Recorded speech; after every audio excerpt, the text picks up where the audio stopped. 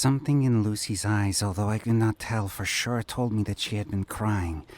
And this made me strangely joyful, and that realization made me a little sick, so much so that when we got off on the dock, I thought I was going to be sick again, but fortunately I did not. We approached the stone steps and the little gate below the house. Harry stopped. Harry? Oh, right. You don't even have to call out, I'll know.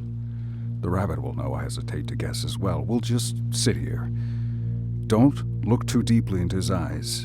And I gather you can handle yourself. I just don't trust myself, not around him. Do you want my sunglasses?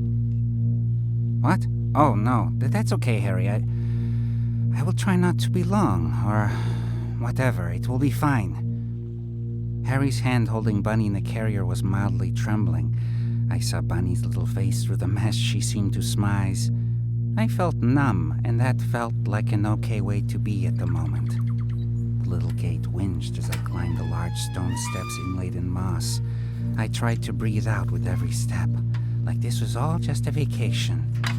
The steps, some 15 or so, wound up and around, past roses with thorns and flowers without I could not name. Another lake boat whirred in the distance.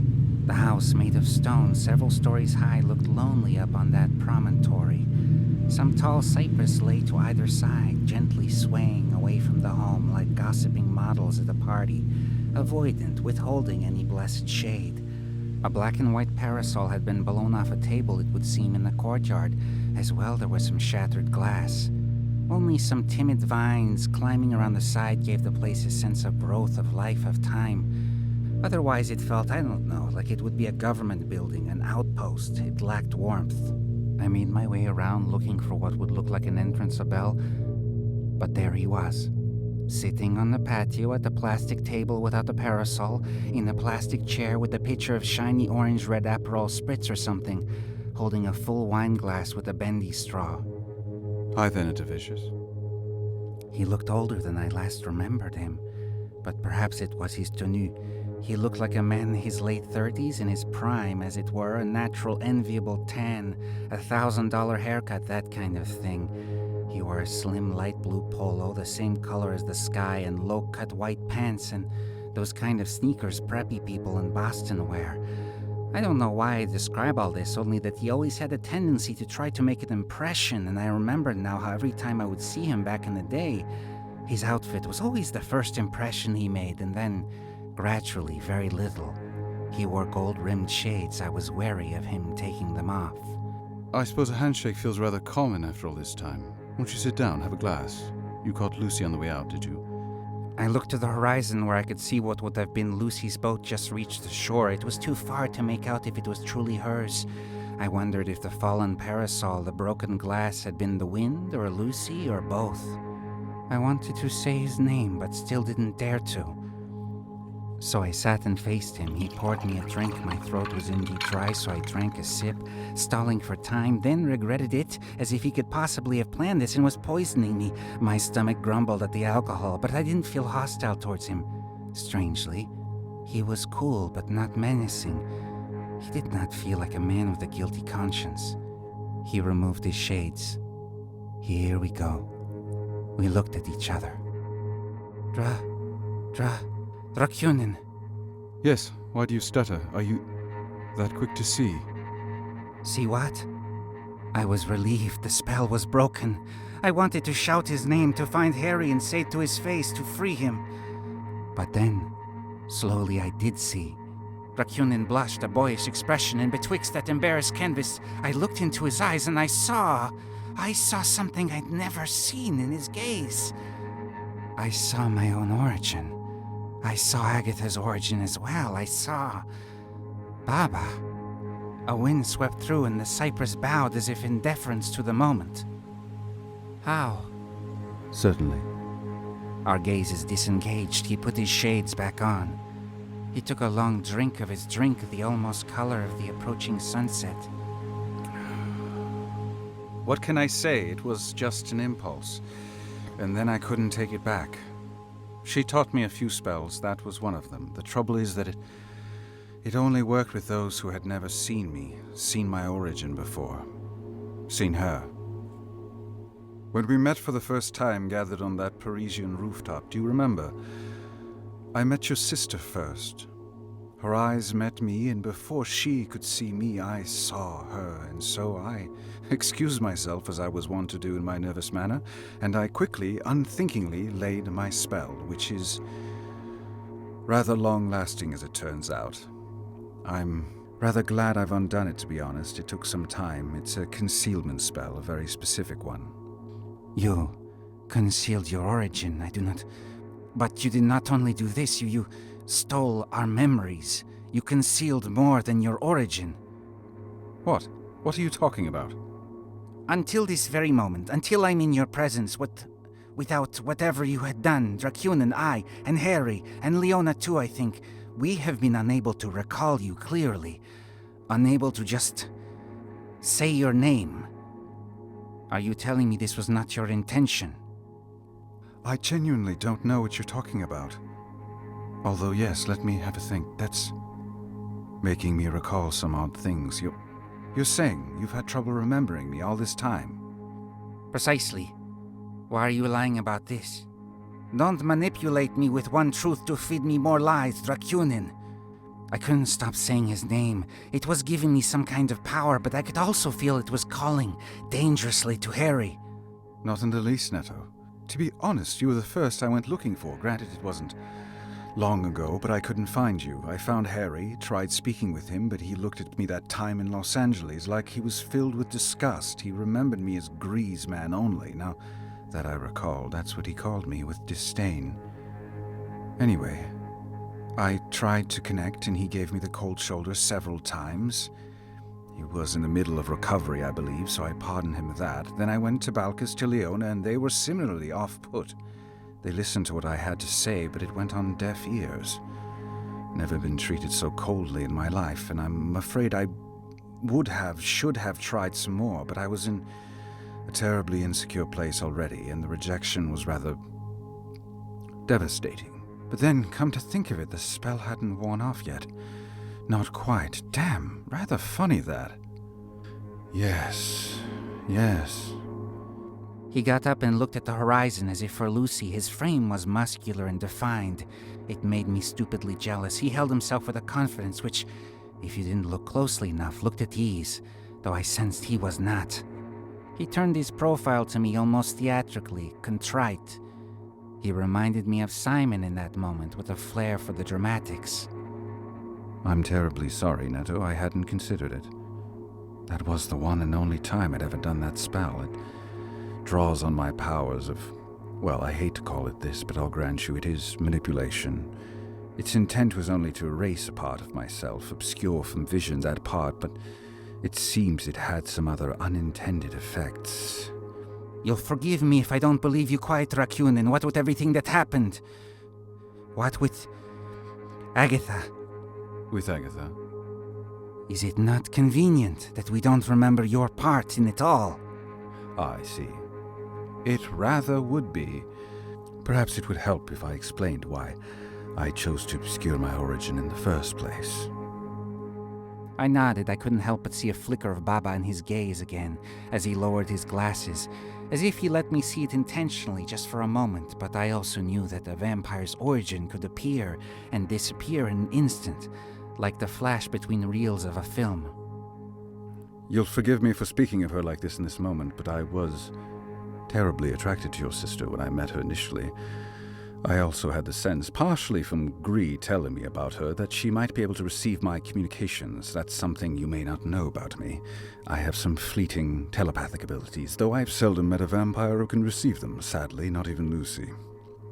I sensed from meeting her that Agatha could receive my messages, though I did not try.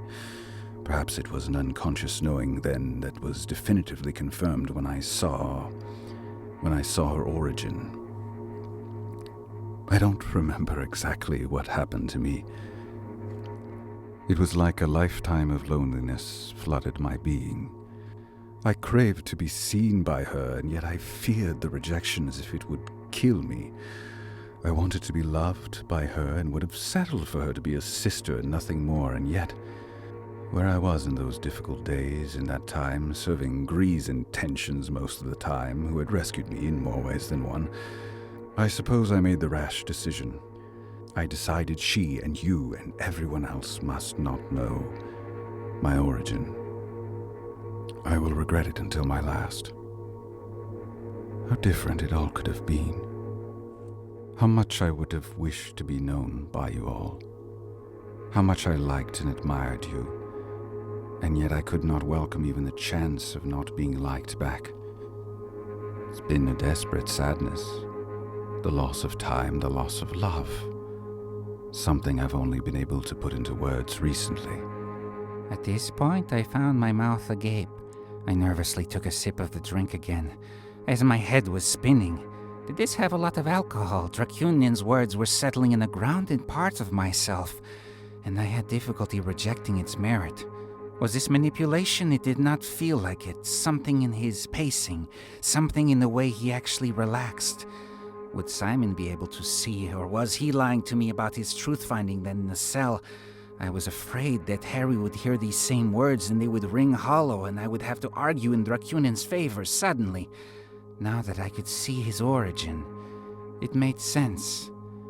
Also, damn it, I was starting to like him, and still, I loved his wife, or something like it. You must tell me then, what you remember. I was not there. When Agatha, no, nor was I. I was sent away, as was Harry, in a sense, as were you. Took me a while to piece it together. Not until later did I see the convenience of removing the three people who could have done the most for her. Harry to protect her, you to ground her, and me to frame in my absence. It was Gree. They were true allies for a time, I do believe anyway. But something shifted, a key allegiance. You know how we are blind to the origin of our originator? I nodded. Well, in my case, I was created in a way, trained by her to kill her originator. What was once her love, in more ways than one, her other half, as they say. You could have guessed it by the name she gave me, which I am tethered to, whether I like it or not. I may give myself no other name, you know. The man, the myth, the legend, the voices said. Yes, exactly. Dracunin said as if he could read my mind. He's here, Netto. He's back. And his return portends a great imbalance to the world. A complex malevolence that is being summoned. As wrong as Baba could be, as much as I still hate her, she was not wrong in this respect. His influence may lead the world in worse places than we're already headed. The Red Umbrella Society. Yes, in part, but also an arising of new and plainly worse vampires, ones who are not of our, let's say, creative disposition, who don't crave undoing the wrongs of the past, ones who seek only to embrace them. Only this inevitability relies on his existence. That is why I've been looking for him, looking for Gree. Their involvement in the capture of Harry, of you, it led me to get Lucy to infiltrate and act as a representative for Gree. We needed to be in opposite ends of the earth. My suspicion was that their plan could lead me to their whereabouts, and so it did, I think. Incidentally, I'm sorry.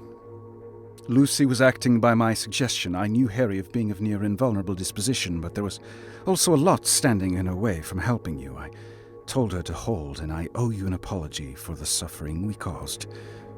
We took it too far. Suggestion. Well, too much to go into here, but our casual infiltration of the RUS has led to some good things. I no longer am quite capable of using my manipulation powers, but I have discovered something new. I call it navigation. I'm able to find souls, bodies, as far as the end of the earth sometimes, as long as there is a vampire near, and inhabit their being for a brief time, witness what is around me, collect information. That is at least if I have a sense of where I'm aiming. It's not without its risk. I can get lost, but Lucy is my anchor. I thought of the girl on the train. Yes, her. Are you reading my mind, Dracunin? No, I wish. I can just tell. I knew your destination from Parker. He's kept us in the loop. He got Lucy into the compound. Knew that their mythology would expect an envoy, even though none was forthcoming. We took a chance there. The one advantage we have is that they're dreadfully mysterious with the RUS, withholding, milking the mystery. Harry appeared from around the corner with Bunny on his shoulder. Harry, have you been there all along? Most of it. You needn't repeat anything. The rabbit tugged at my earlobe a few times when I was going to fly off the handle. We can all thank her for that. Hello, Dracunin. Harry paced in an arc worryingly like he was ready to challenge him to a duel. I remember now. I remember you coming to me. Why didn't you tell me then? Why didn't you tell any of us? You must have known. We all blamed ourselves for her death. As did I. I bloody tried, Harry. Only I didn't really know then is the thing. I needed help myself. And when you knew, why not then? Spite. Are you satisfied with that? I felt rejected, and I loved and admired Agatha just as much as the rest. And after all, we had the same origin, and yet you all kept me at arm's length. I was invisible to you, which I take responsibility for now, but this has come to me only recently. Where is Lucy gone? I interjected timidly. Dracunin read my question with piercing eyes. She'll be back, He said almost with disdain. I swallowed.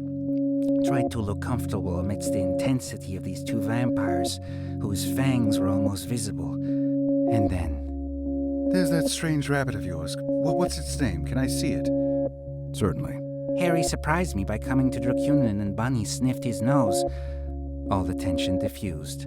Adorable. Doesn't have a name. We call it Bunny. Like a bunch of little children, you know. Well, we certainly were. I certainly can be still. Had the silliest fight with Lucy just now. Not that I'll trouble you with it, but it baffles me every time. I won't offer you a drink, Harry, but perhaps you'll both consider staying a while. I'll take your rejection rather personally, if I'm completely honest. We both said and smiled.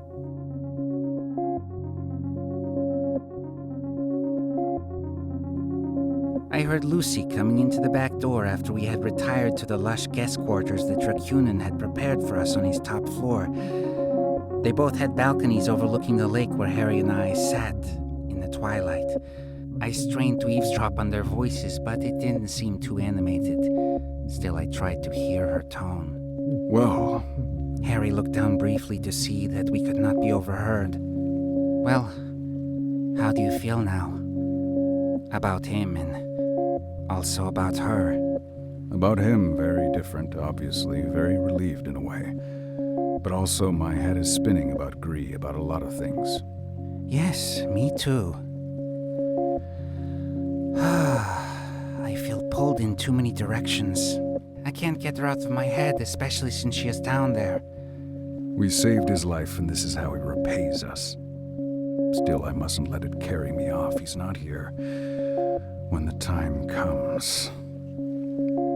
So we call for Leona? What about Simon?